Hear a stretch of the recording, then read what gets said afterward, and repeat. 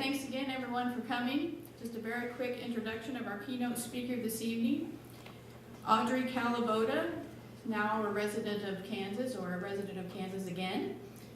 She has worked in the past in Nashville, Tennessee, and has a documentary film company there, Mesquite 90 Productions.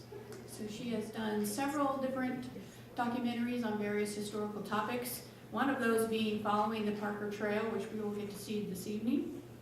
So she spent some time tracing the Parkers from the East Coast through the various states to Illinois and then down to Texas, and so that's what she will talk about some more tonight. So, turn it over to Audrey.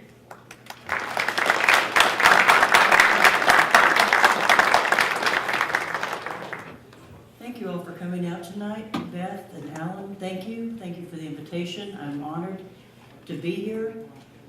Once you get started with the Parkers, once you get started reading about them, they become your own, they become your family. You become a little obsessed about them. I grew up in Kansas. I went to Marymount College in Salina. Ended up moving to Nashville. I never thought I would leave Kansas, and I did. I spent a number of years as a portrait photographer. I did weddings, kids, pets, all the normal things. I dabbled with nature, dabbled with landscape photography. I wrote a few articles occasionally, history-based. I grew up with a family. I'm fortunate in my family. I've seen a lot of Kansas. I grew up with a family that loved history, so I've grown up with history and have a great respect for it, where my family came from, how my great state of Kansas was settled, and I love history. I mean, I love the details. I love the small stories that actually are the large stories. In '89, I discovered Paladero Canyon, which is just south of Amarillo. If you've never been there, it's second only to the Grand Canyon in size, and the great thing is you can drive down to it, you can drive down into it. It was the Comanche stronghold, and it was the last stronghold of the Comanche before they ultimately moved to the reservation. If you're there, if you're in Texas anytime at all, you can't help but know the Cynthia and Quanah Parker story. That's a given. It's like not knowing about the Alamo when you're in Texas. If you don't know about Cynthia and Quanah, then you probably need to move to Arkansas or somewhere, because it's important that Texans are absorbed with their histories. I think Illinois people are as well, and it's a great thing that to remember where you came from. But I knew about Cynthia and I knew about Quanah. Where I lived in Tennessee is west of Nashville, about 40 miles. There's a place called Spencer Mill, and I had not been there. It's an old restored mill. The buildings date back to the early 1900s. They've all been restored. It's a venue for weddings. About 12 years ago I was there, and there were my Parkers. There was the story of Elder John, how they came from Georgia, how they moved to Tennessee. So there was nothing to do but to start thinking about how they got there, how they got to Texas. To back up the story, like I said, I did photography. I did kids. In 2000, I was down in Paladero Canyon talking to a ranger friend, and I said, "What's wrong with you people? You've got this spectacular place, and you don't have a video. Why don't you have a video of Paladero Canyon?" And my friend Susan said, "Why don't you do one?" And of course I had every reason in the world why I couldn't. I don't have a camera. I don't do documentaries. I can't. She bet me. She dared me. And 2 years later I produced my first documentary on Paladero Canyon. And I've not looked back. But my projects find me. The next one was on a place called the Arickaree Breaks in northwestern Kansas. Yes, we are not flat. We are not boring. We have canyons in Kansas. And that was my next project. I did one on Nashville. Nashville did not have, we're Music City. People tend to overlook the history, the rich history we have there. So the next documentary was about the history of Nashville. The next one was on my home state of Kansas. We had our 150th anniversary of statehood, so it's called Kansas, the center of it all. And then I discovered the Parkers, and from there it was a 2.5-year quest following their trail, how they got from 1758 Maryland to 1833 Texas and beyond. Like I said, you become absorbed with it. You become part of the family. They become your family. Cynthia Ann's story is heartbreaking. You know, this is a 9-year-old girl that saw her father, her grandfather, her uncle killed, went on to make a life with the Comanches. She married well, she married a war leader, she had 3 children, she was a healer, she was the first wife, which all the respect that title affords her.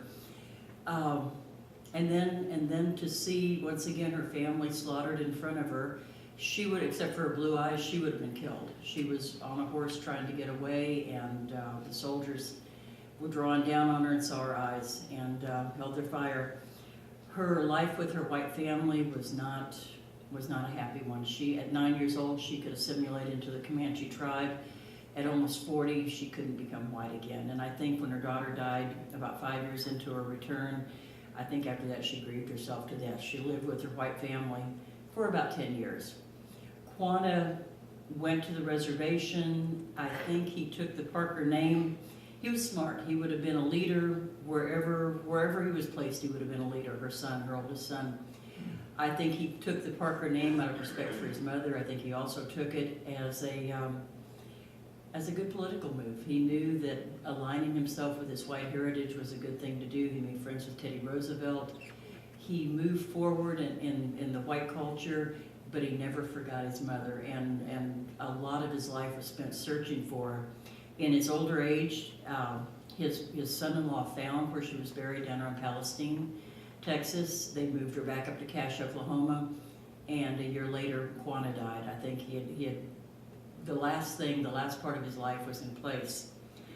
It's interesting, the letters that, I didn't do a lot of genealogy. I've had a lot of Parkers ask me about who descended from who, and with Elder John had 12 children.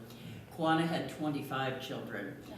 You couldn't do a genealogy on those folks. I did, I know my players, but it's been interesting now that the video's finished. I've got people from here, from Texas, from Pittsburgh, from Florida, from Houston, Texas, Mississippi. I have a lot of people contacting me, trying to trace their roots, wanting, and I've helped them as much as I can.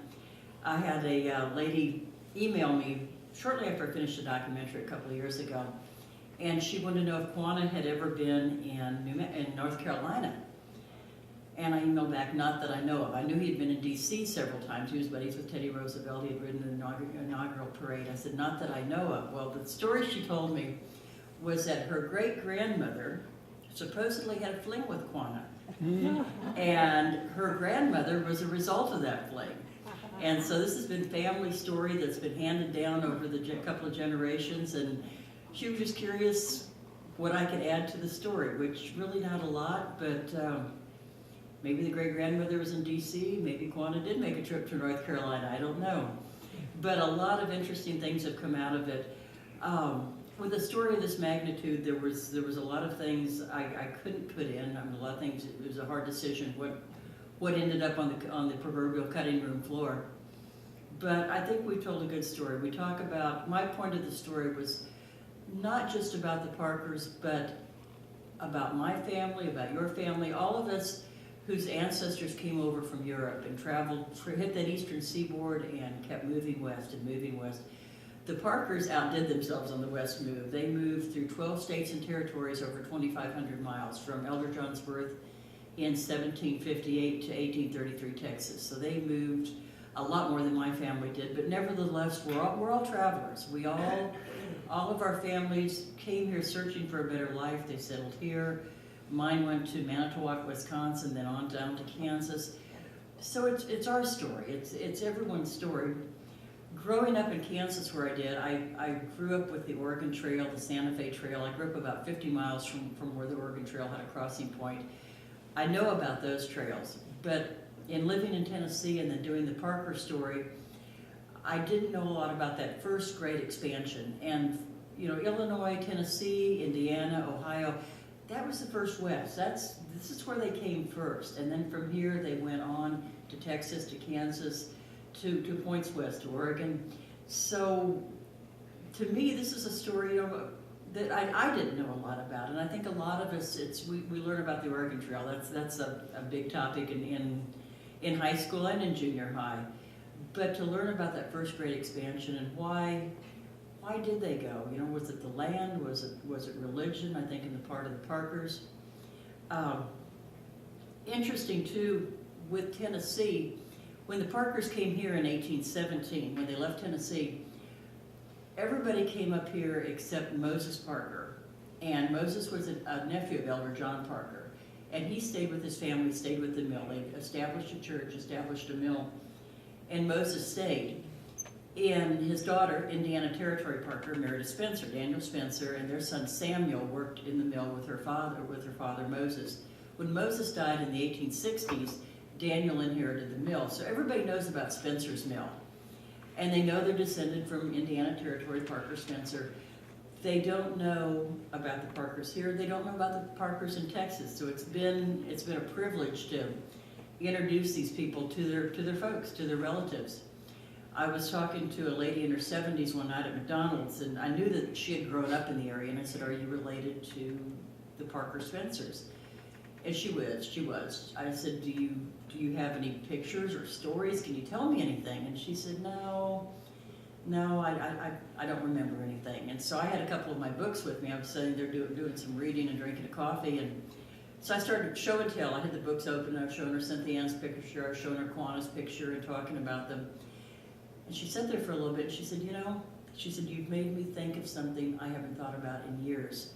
She said, when I was a little girl, 4 or 5 years old, she said, my great-grandparents and my grandparents would talk about the little girl in our family that was kidnapped by the Indians. She said, it had to be, she said, I'd go hide. It scared me so much I'd go hide. She said, it had to be Cynthia Ann. And I saw her husband a week or so later. I gave her both of my books to read, and I saw her husband a week or so later at McDonald's, and I said, Mr. Nash, how are you? How's Stella? And he goes, Stella's reading those books. He said, I'm here buying food because she won't quit reading. She was so excited to learn about her family. She had no idea, and that memory had been hidden in the recesses of her mind for a lot of years, and stirring it up. She read both books. She got a video, has told everybody about her family that she didn't know anything about. While I was working on the video, several people told me about the Parkers when they had a church there. Every month that they would have a meeting, and they kept a journal, and that the journal still existed. Where to find it? Nobody seemed to know anything about it. So I drove down the church. It's probably the fourth or fifth building. It's a little brick block building now, pretty much on the location where the original church was. And I'd been down there, and they still meet once a month there. But who's got do they exist? Is this some myth that people are telling me? So nothing to do. Fairview's a smaller town.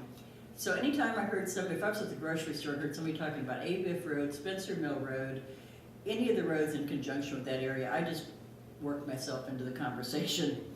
And finally, a lady was talking to someone, and I heard the magic words, and I got into her conversation. She said, oh yeah, the family, they're just go down Spencer Mill Road, that first bridge, and take a left right to their driveway. There they are. So one pretty February day, I drove down, pulled into the driveway, and the gentleman was out chopping wood, and I said, probably a man again about in the 70s. I introduced myself. I said, I'm looking for the journals. Because I go talk to the wife. She's got them in the house. So I went, knocked at the door, went through the story again, and she said, well, hon, come on in. Would you like some coffee? Poured up a cup of coffee, opened up the buffet with her dishes, and there were the 2 journals. And there's Elder John's name, there's Daniel's name, there, you'll see it in the video. Wonderful lady, she talked to me, they still believe the way the Parkers believe, they still go to church there once a month. Talked to me about how they believe, why they believe the way that they believe, why they still go to church there, why it's important to them to keep that church going. So it was a wonderful afternoon and a great connection. She told me that at some point now they're going to be passing the journals on to a younger family to take care of them, but they will keep them, and it's one of those moments when you touch history, when you know that this is something that Elder John had written and had touched, that Daniel's name is written there, his oldest son. It's when you can touch those tangibles of history. The Parkers, in my research, there's not a lot of tangibles. There's at Fort Parker, there's still some brickwork that probably dates back to the original mill. There's those journals. you know, it's like all of our families. You want those tangibles, you want those things, you want the stories, but you want those things that you can touch, that take you back, that know that these people that you've been talking about, 200 plus years ago, were there and touched these journals, wrote these journals, and lived their lives there. It's been an extraordinary event. I hope you enjoy the video. It takes us, we're on the Parker Trail. We're going to travel with the Parkers. Thank you.